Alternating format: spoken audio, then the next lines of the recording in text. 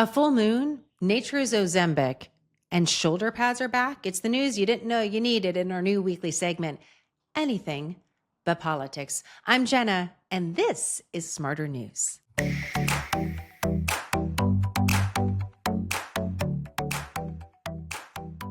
Well, welcome back to our new weekly segment. We just launched it last week, but we liked it so much we decided to bring it back. And the reason why we did is that it feels like when it comes to the news, and quite frankly, so many conversations these days, everything has to do with politics. And we thought to ourselves, you know what we want to talk about at the end of the week? Anything but politics. Because there's a lot of interesting headlines that just don't get attention because there's just so much going on. So I have a couple fun stories to share with you today. And I do have a little bit of a disclaimer. I am going to sprinkle in a little bit of politics. It's just very brief. It's the intersection of headlines. It's too much to ignore. I think when I get there, you'll understand, but a little dab will do us and then we'll move on. I promise, to something else completely different. So we had a very interesting event happen Thursday going into Friday, very early Friday morning here in the United States. And that is a lunar eclipse. This is very rare. It's very unique. And NASA does a much better job explaining why it happens. So let's take a listen. So a total lunar eclipse happens when the sun, the earth, and the moon are aligned. Every year or year and a half, we get a total lunar eclipse where the moon passes through the center of the Earth's shadow, and every part of the moon is blocked from the sun. The best thing about a lunar eclipse is that it's beautiful. So the moon during totality will turn shades of orange and red and brown. It's being hit by all of the sunrises and sunsets projected from the Earth. So the moon appears that sort of reddish hue, and that's why we refer to this moon at this time of year during this lunar eclipse as a blood moon.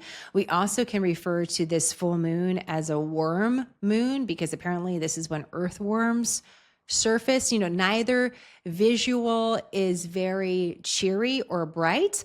A blood worm moon doesn't necessarily roll off the tongue, but the lore around full moons is a little bit spooky too, isn't it? And if you talk to anyone that works in law enforcement, you talk to someone that works in medicine, in an emergency room, for example, they'll tell you that it does seem to happen that there can be a lot of erratic behavior around full moon events. You might notice that yourself. You're in traffic, you're wondering why everyone's crazy. If you're a parent, you're wondering why your kids are crazy. You look at the calendar, it is a full moon, and you go, oh, okay.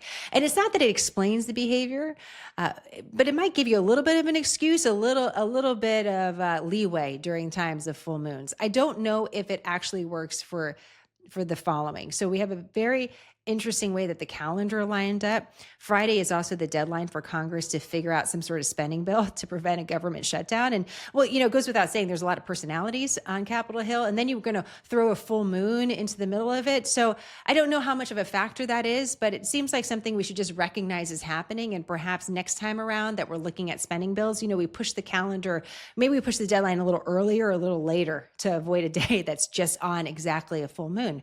We'll see what Congress ends up doing, and that is going to be a story that we're going to follow at Smarter News. But that's the end of politics for now. I do want to tell you about this other story that's coming out of Stanford University. Have you heard of Ozempic? It seems like everyone's talking about Ozempic, semaglutide injections. These are the injections that help people for a variety of different reasons, sometimes for diabetes, but sometimes as well for obesity or for weight loss. And there can be a real medical reason why people take these injections, but sometimes people just would like to be thinner. And that's one of the reasons why you can take one of these medications. It's because it will do things like suppress your appetite. It can help your metabolism. It can help your blood sugar levels. So there's a lot of folks that find a lot of benefits from this. There are some side effects to these semaglutides as well. Sometimes people just talk about feeling sort of nauseous. There's some more potentially severe side effects that could affect your eyes or optical nerves that are being explored. So there is some questions about them. One of the other side effects is you can lose muscle. So you may be thinner, but you're losing your muscle. And that's not something that a lot of doctors like to see. And this is why this headline out of Stanford really got my attention. A naturally occurring molecule was identified by Stanford medicine researchers as being very similar to semaglutide. So they're saying that there's something about this molecule that they found that's very similar to Ozempic in that it suppresses your appetite and it can reduce your body weight, but it doesn't have any of those side effects, at least from what they can tell in this early research where they're experimenting on animals, quite frankly. So, the animals can't necessarily tell the researchers that they're feeling nauseous, but from their observations, it appears that there's not these same sort of side effects. And the reason for that is that this particular molecule, and this is what you want to listen for in the future, BRP, that's what they're calling it, BRP. Semaglutide medications, they can affect your brain, they affect your gut, your pancreas, and other parts of your body. And this is why you get those side effects. This is why you can feel nauseous, for example, because it's affecting, not just what's going on in your brain, but also what's going on in your gut. And apparently this molecule doesn't do the same. So the molecule, when it's administered, when it's given, it's affecting your brain, and that's where it is suppressing your appetite, and that's leading to weight loss, but it's not leading to the same sort of weight loss that you're seeing with muscle loss. So that's another benefit of this. So there's a lot of excitement about this BRP. By the way, they found it in using artificial intelligence and trying to kind of edit out what could actually be potential here that could bring us a similar impact as these very popular drugs right now without some of these side effects. So BRP is something to watch. Here's what one of the researchers said, and this is a quote: "The lack of effective drugs to treat obesity in humans has been a problem for decades. Nothing we've tested before has compared to semaglutide's ability to decrease appetite and body weight. We are very eager to learn if it is safe and effective in humans." So a big if there, if it's safe and effective, but some potentially exciting research. And listen, there's all sorts of reasons why I'm sure all of us could talk about why, being lean is something that we aspire to be. But there's also all sorts of medical reasons too. And obesity, if you look at the map, and I just kind of poked into this on the CDC website because I was curious about it, and I wanted to confirm this statistic that's often repeated, that 1 in 5 Americans is obese. So that's about 20% of us. And if you look across the country, that statistic is about true more or less everywhere. What else is interesting, though, is that there are 2 places in America that do have lower obesity rates. Where do you think they are? Like, if you could guess, like what states, what territories are they in? Colorado is one of them. Probably doesn't surprise you. A lot of hikers and skiers and outdoor activity in Colorado. So Colorado, you're getting a gold star when it comes to obesity rates, much lower than the rest of the country. Not much lower, but significantly lower than other places. And also the District of Columbia, Washington, D.C. Again, not talking about politics. I don't think politics has anything to do with that.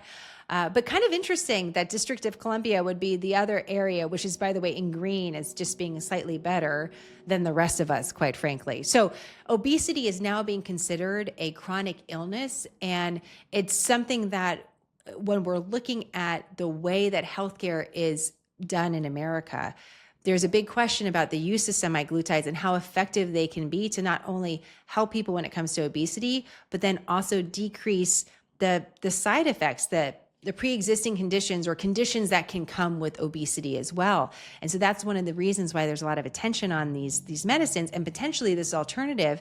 Can it be cheaper? Can it be easier? Can it be healthier, and that there's fewer side effects, and can people really benefit from it? So BRP, something to watch out of Stanford University. And here's another headline for you, because one of the benefits of being lean and svelte is, you're able to enjoy everything that hangs in your closet. It may or may not be true. I cannot confirm this, or maybe I am confirming this right now. I did pull out an item in my closet that did not fit today.